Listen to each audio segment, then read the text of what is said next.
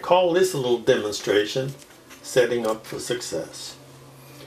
Because you have little hope of painting well unless you have the correct materials at hand when you sit down to paint. Let's start with watercolor brushes. This is a 3-inch synthetic wash. This one's a golden fleece. You'd use this on full 22 by 30 inch paintings primarily. Say you were laying in a big old sky. You wouldn't want to be trying to lay in a big old sky with a little brush like this. So for big jobs, you need big brushes. And you need to always use the biggest brush you can and still get the job done. Because big brushes keep you from fiddling, and fiddling is death in watercolor. This is a 2-inch, and it's used more frequently than the 3-inch. And it's handy for large areas and used quite a bit. This is a 1.5. Same thing, synthetic, nice spring to it, nice lively brush, beautiful for painting. I use this a lot. This little 1-inch, you can see the thing's been around forever. All the paint's worn off, chipped off, but look at the synthetic. It is wonderful. I use this a lot. It's not an expensive brush. Here's a little tiny 1/4-inch flat that I use once in a while, getting into areas and doing odd things. This is a nice little 3/4-inch angular wash. See how it's angular, and it's very handy. Also has a nice little tool here for making scrapes in watercolors, which we do all the time, making lines. And very nice brush. This is the Dick Blick brush, fine company. This is a round. This is another Blick, number 16, and it's used for making odd shapes.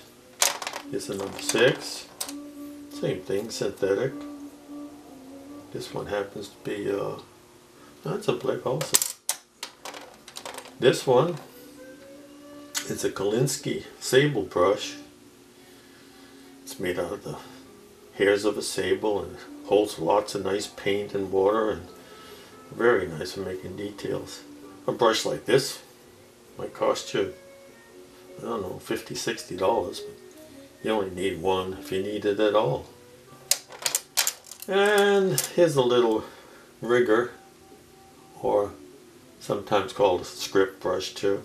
That's for making lines and getting into little tiny areas where you want to fiddle maybe. Don't fiddle too much. So for brushes, it is said that Edgar A. Whitney, the famous teacher, used only a few brushes. A 2-inch wide camel-haired flat brush, a 1-inch red sable flat, a number 4 rigger, and a few rounds for detail. He was one of the greatest teachers we've had. He taught Frank Webb, Tony Couch, Ron Ranson, Barbara Nietzsche's. They all went to his retreats in Maine and learned a lot from him. He's one of my gurus, that's for sure. So much for brushes. Let me leave aside, and perhaps we'll talk about paper. Here's some paper. You want to use 100% rag paper, something that won't fall apart when you touch it with water. You get a nice paper that'll hold up under a little bit of abuse, or a lot of abuse in some cases. I mainly use Arches or Strathmore or others that are high quality. They basically come in 3 different surfaces. You have a hot pressed paper like this, which is real nice and smooth.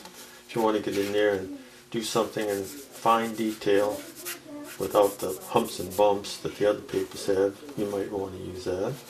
You have cold press, which is a medium surface, not as smooth as that, but not as rough as rough. And it's used more than the other two by me, at least. Probably the most popular is cold press.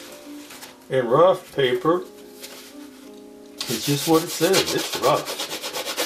And you want to use that, say you got a picture with a lot of rocks and stuff in the foreground, and or trees in the foreground, or snow. It's real nice for showing snow is either rough or soft, smooth. And that's basically the three kinds of surface. It comes in a lot of different sizes. Principally, you'll use the sheets come 22 by 30 inch and 25 by 40 inch, sometimes called the elephant size. It comes in blocks, typically 9 by 12 inch, 10 by 14 inch, or 12 by 16 inch. With the blocks, you don't have to worry at all about stretching paper, which we'll talk about in a bit, because the blocks have sheets that are glued all the way around, and once you paint on the top one, you just take a knife and go around the edge and cut it off the block, and it's all ready to go. The ones underneath haven't been bothered because they've been sealed off, so you can just start painting on the next one. Paper weights come in numerous sizes. I should say weights, numerous weights. Typically, the ones that are used most are 300 pound, 140 pound, and 90 pound.